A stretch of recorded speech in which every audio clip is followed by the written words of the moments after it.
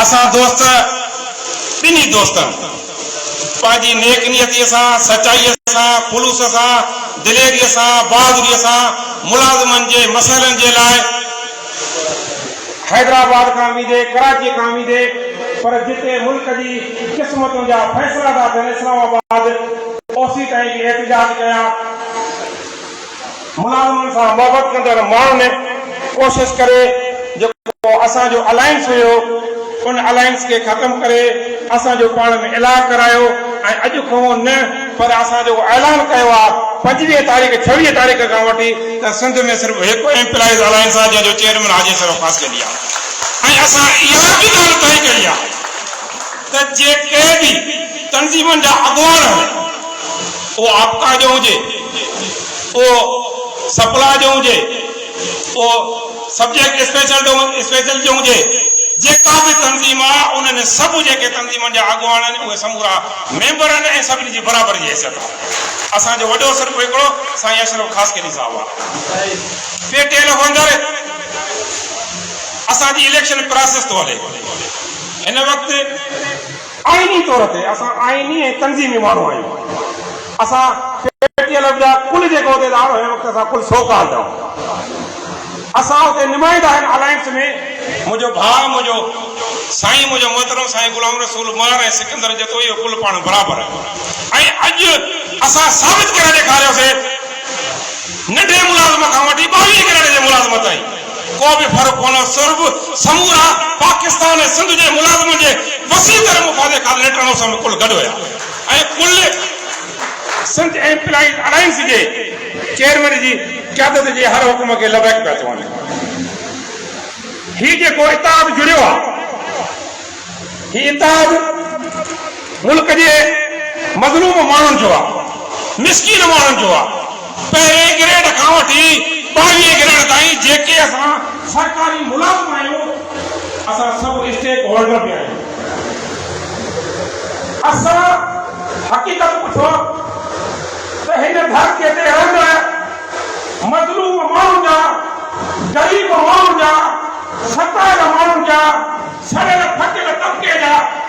जेकॾहिं रहनुमा सरकारी मुलाज़िम आहे उहो माण्हू खे रस्ता ॾींदो आहे उहो माण्हू खे राह ॾींदो आहे उहो माण्हू खे पेचरा ॾींदो आहे उहो माण्हू खे इनकलाब जी वाटो ख़्यालु कराईंदो आहे इनकलाब हींअर आहे पंहिंजा हक़ हीअं हुकुमरान खां साम्राज्य खां छीनी वठिबा आहिनि रियासत सम्झे ई कोन थी त हिन वक़्तु एहतिजाज हिन वक़्तु सरापा एहतिजाज कहिड़ा उहो तबको सरापा जेको हुकुमरान खे 18 सालनि खां वठी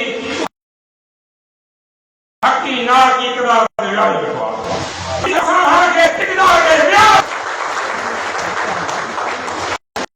सिंध जो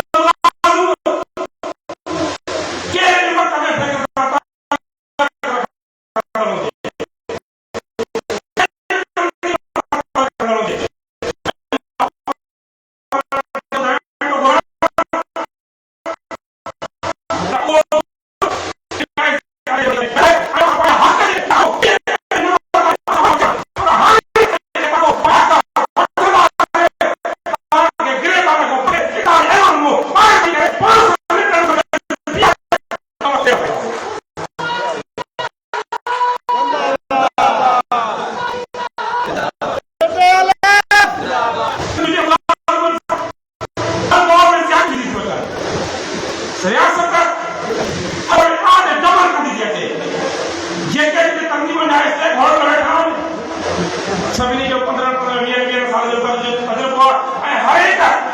जेके असांजा मौजूद दोस्त वेठा आहिनि पंहिंजे तंज़ीमी प्लेटफॉर्म तां जदोजहद कयो आहे कि नवां कोई कोन्हे को सभु तजुर्बेकार माण्हू वेठा आहिनि सरकार खे हाणे इहा ख़बर कान्हे का त हाणे हुनजो पालो कंहिंसां पियो पालो हाजी अशरफ ख़ासकली सां पियो पालो सिंध जे उन मज़लूम ऐं महकूम मुलाज़िम सां पियो कान्हे जो हिननि खे ख़बर पवंदी कान हिननि जे पेरनि हेठो धरती निकिरी वेंदी जॾहिं सिंध जो मुलाज़िम पंहिंजे हक़ जी आसरा ते मैदान ते निकितो हर दौर में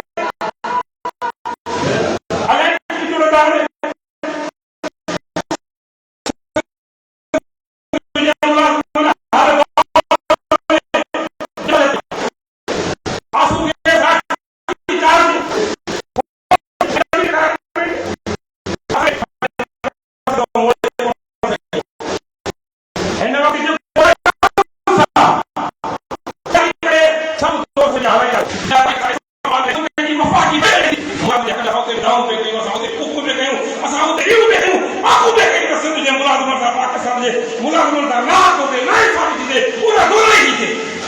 ऐं सरकार जेकॾहिं उहा दोराई ते कायम रही त सिंध जो मुलाज़िम रोडनि ते निकिरंदो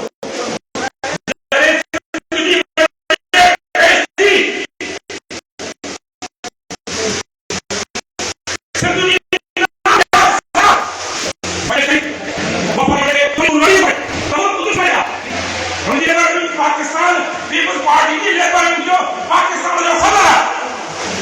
देखो ये मुल्क दुश्मन बनेगा मुलाजिम दुश्मन बनेगा 50% घटम दिया पर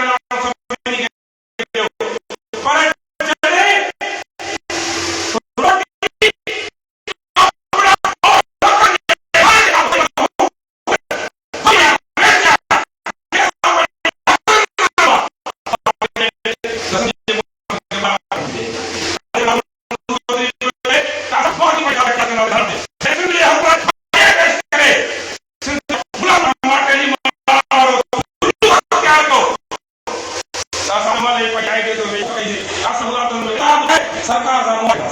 असांखे क्वालिटी में चैलेंज कंदासीं ऐं सभु मुलाज़िम गॾिजी करे असां सिंध सरकार जे ज़ालिमनि फ़ैसिलनि जे ख़िलाफ़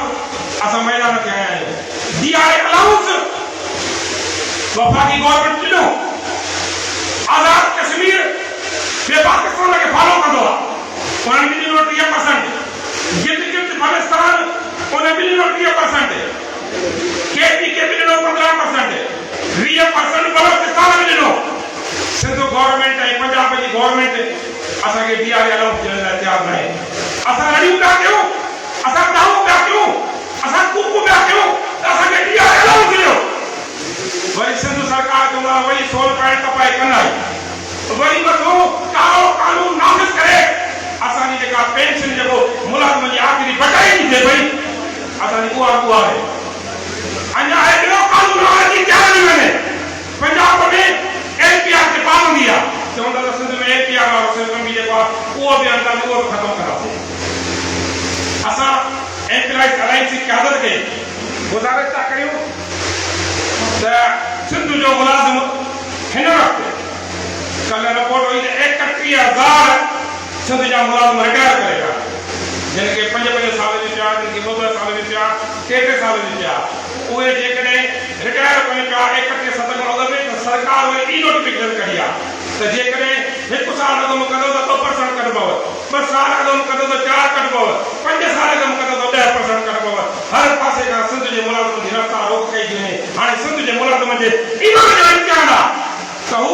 एम्प्लॉइज अलायंस जी क़यादत सां सॾु मिलाए सरकार सां मुआदो टकाइनि ऐं सरकार खे मुआदो जवाब ॾियनि बुखारी जो है त दिमाग तो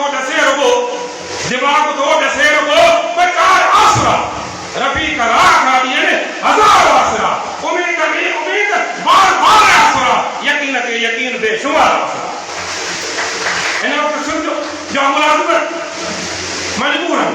उन्हें तो मुल्क खत्म थी चुको है उन्हें जो पुरसान हाल नहीं रहे सबन की तादाद में 1000 की तादाद में रिटायर था करें इन्हें फर्स्ट एड की जरूरत है इन्हनि मुलाज़िमनि खे फर्स्ट एड जी ज़रूरत आहे हीउ जेको असांजो वर्कर कन्वेंशन आहे शेड्यूल अची चुको आहे असांखे न त हिन वर्कर कन्वेंशन खे शार्ट करणो असांखे 6 ॾींहं ॾिनियूं त 8 ॾींहंनि जे अंदरि असांखे उहे कवर करे असांखे सिंध सतह ते वरी बि कराची हलणो कराची हली करे असां उते एहतिजाज करे वेही रहंदासीं उन वक़्त ताईं मुंहिंजी मतिलबु जो हुकुम कंदो इहा तजवीज़ आहे त 15 तारीख़ खे